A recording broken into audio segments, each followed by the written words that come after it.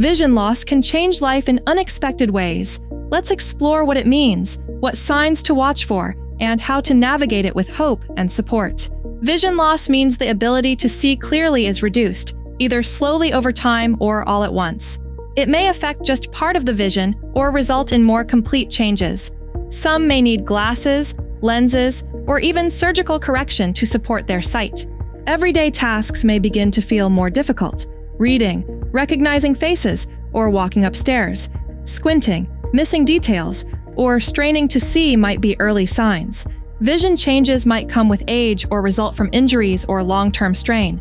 In many cases, the cause may be a shift inside the eye that slowly affects how clearly things are seen. Some types of vision loss may be avoidable with care, like using proper eye protection or managing lifestyle habits. But other kinds, especially those related to aging, may not be preventable. Support can come in many forms.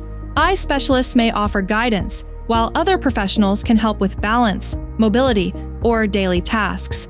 Tools like magnifiers or even emotional support can make a real difference. Even when vision loss can't be reversed, life doesn't stop. Many live full, active lives with the right tools, support, and hope. Faith, community, and care can bring light to even the most uncertain moments.